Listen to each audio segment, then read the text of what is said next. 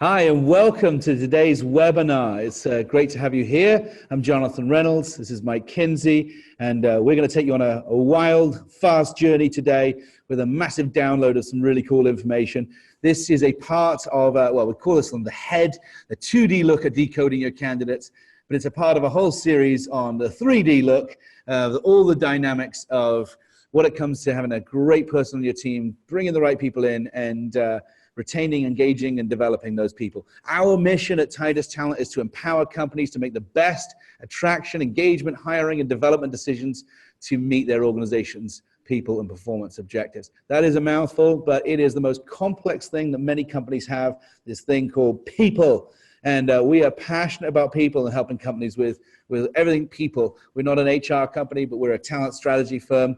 And it is a big pain for people, not pain as in and people are annoying, well, some are, but it's a pain for a lot of companies to try and get their head around what's going on with their people, and that's our topic. So today, here we are in this presentation. It's very interactive. We'd love you to engage with us. Fill things on the chat at the bottom. You'll see the little button there that says Q&A.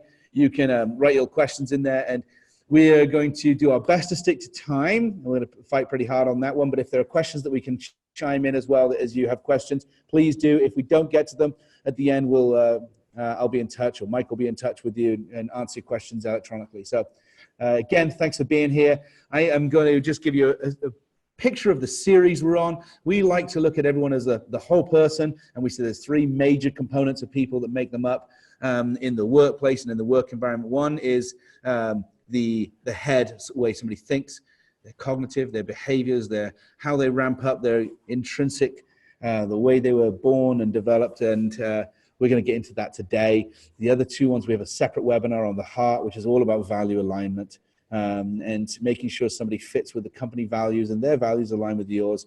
Briefcase is the most traditional way people look at hiring. They go, ooh, it's a very exciting history and their background, but we really dig into that. How do you find an achiever? How do you find a top performer? And what if you could guarantee it, which is our whole thing as an organization. Our guarantee is we've cracked the code as it comes to finding the right people, attracting the right people, vetting and screening, and then post-hire, how do I engage, develop, and create a top performer out of somebody, and how do they fit within every team dynamic?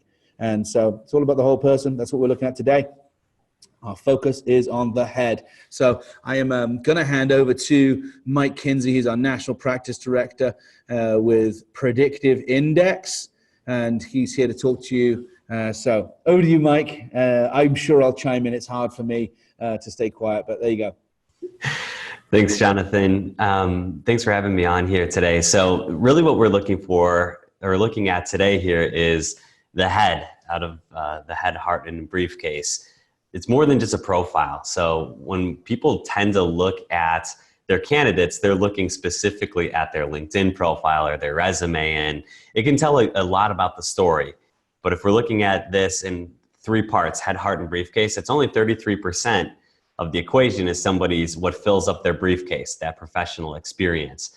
And what we're looking to try to obtain from using an assessment tool like the Predictive Index is their intrinsic motivators and behaviors, as well as their cognitive ability.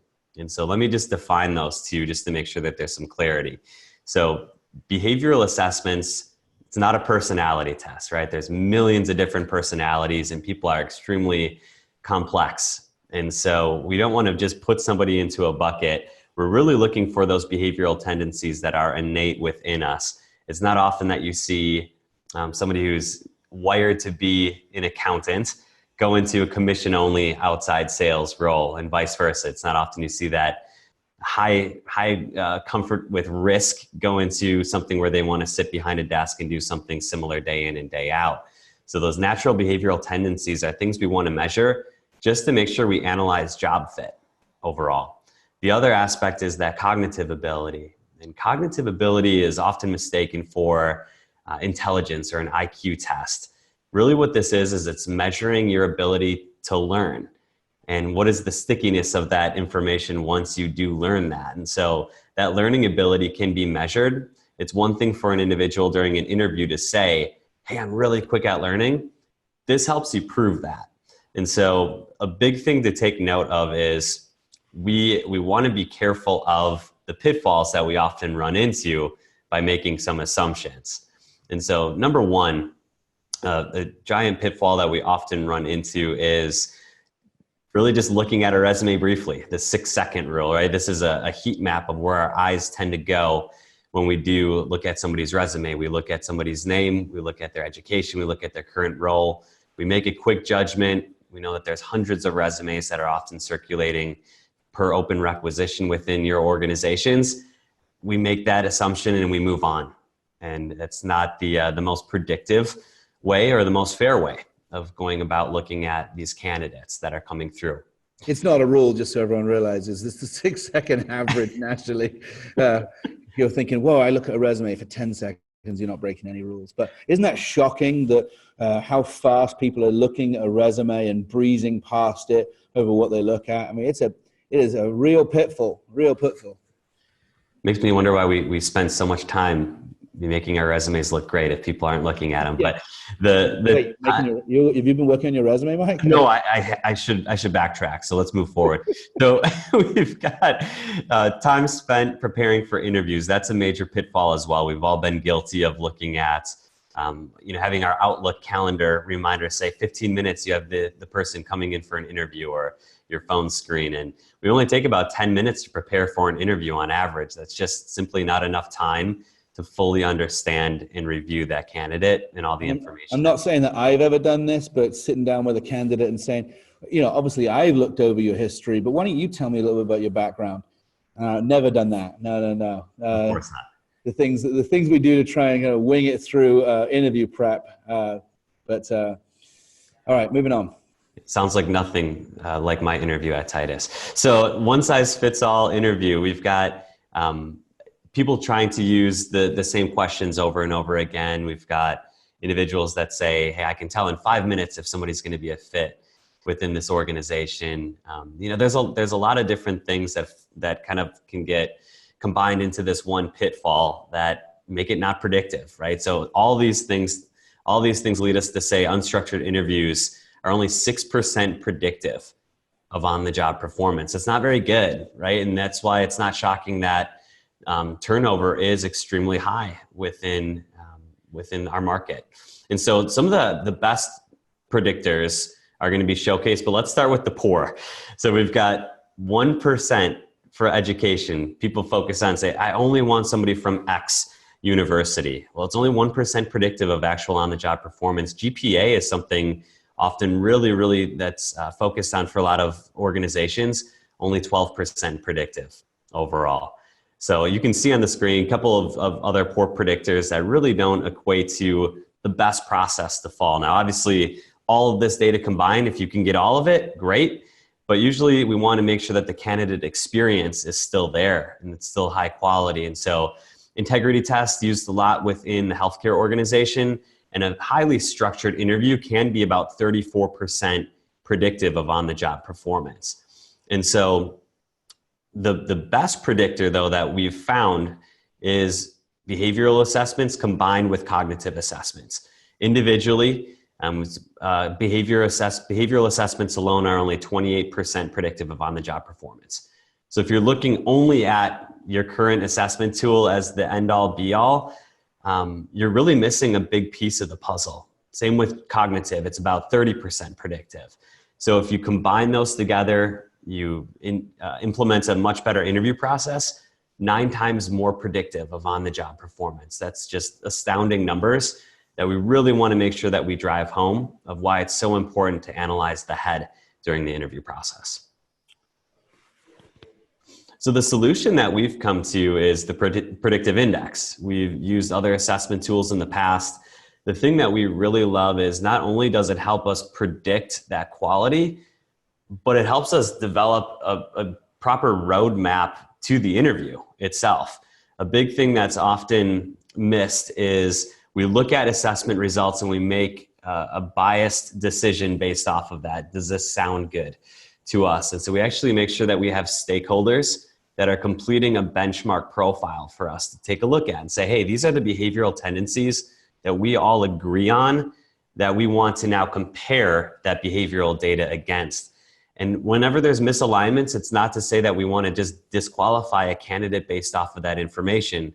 It's to say, now we're going to ask specific interview questions around those misalignments to make us ultimately comfortable with those decisions. People can adjust, and people do have great ways to maybe explain and make you feel a lot more comfortable with the decision that you're about to make. But I promise you, you're going to miss certain interview questions if you don't use some of that comparative data.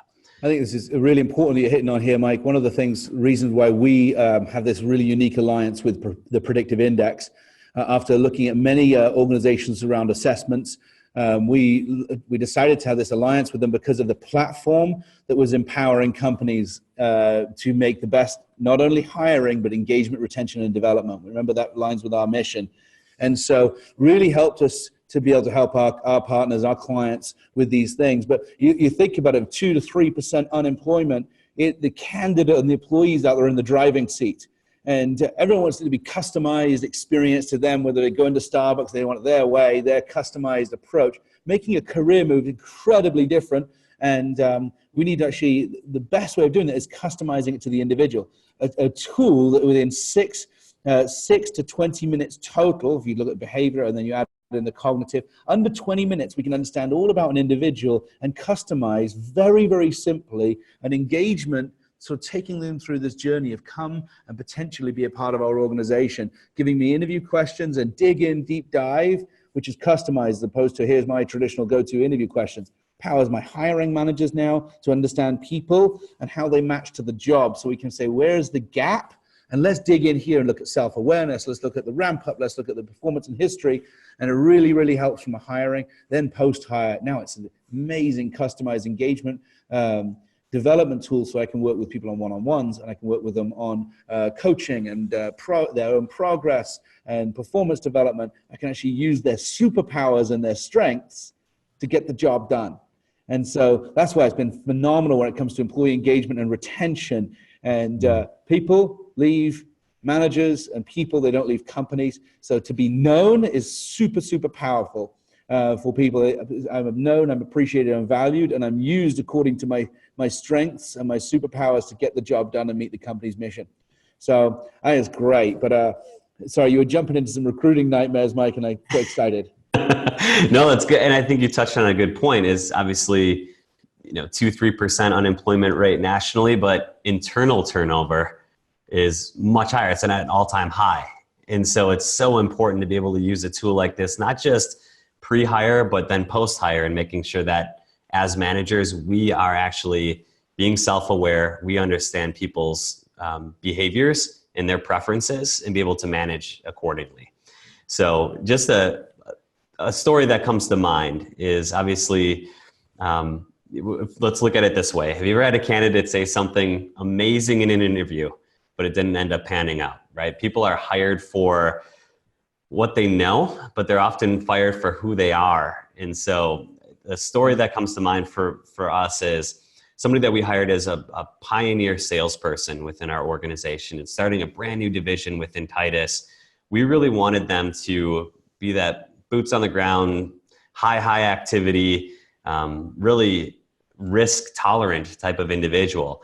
We really neglected to look at any behavioral sorts of data on the individual, and really went from some past experiences, but mostly from really liking them through an interview process. And what we found was throughout their first year with us, they really didn't have a successful year from a sales standpoint. It was what they did really well, though, was the limited clients that they did bring in with our partners, they were able to grow and develop those partners and develop relationships that were like no other salesperson that we had within the team. And so for us, we looked back at the behavioral assessment that they completed as well as their cognitive assessment. And we looked and said, wow, this is somebody that can ramp up quickly and learn very fast, but they have more of a tendency to harvest relationships and develop relationships rather than be that door opener.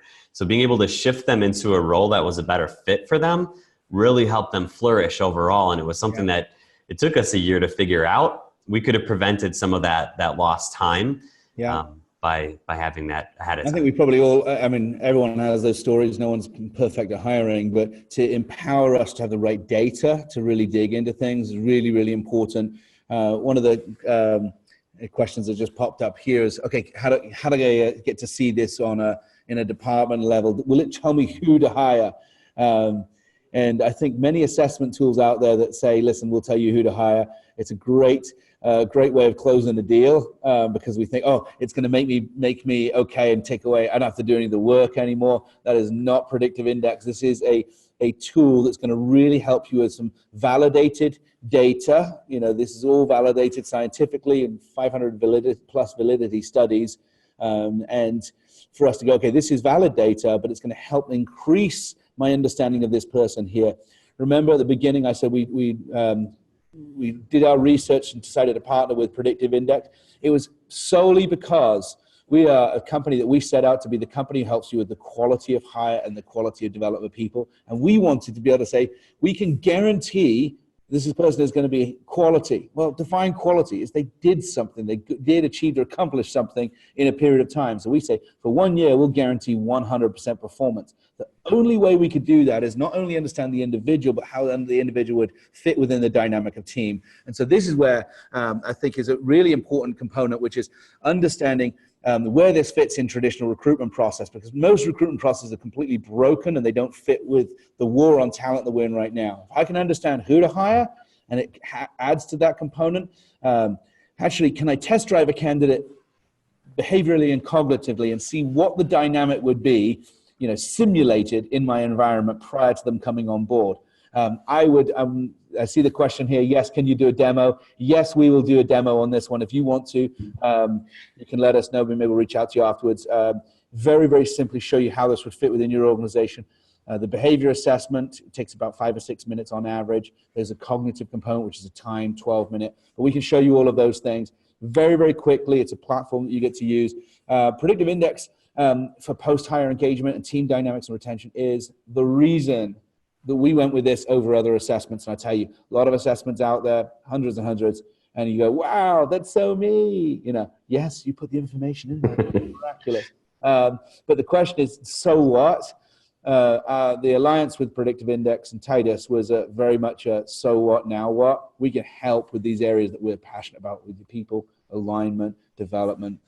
So been great, absolute privilege having you all here. Thank you for these questions coming in. Unfortunately, we don't have time to answer them all here today or on the webinar, but we will jump in and follow up with you on those. But Mike, thank you so much. Again, this is part of our 4-part series.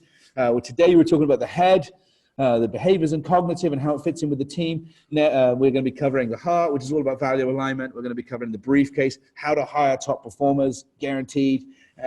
Really, the guarantee comes to when you follow this whole process, the head, the heart, and the briefcase. So our last part of the series is bringing it all together. But privilege having you here.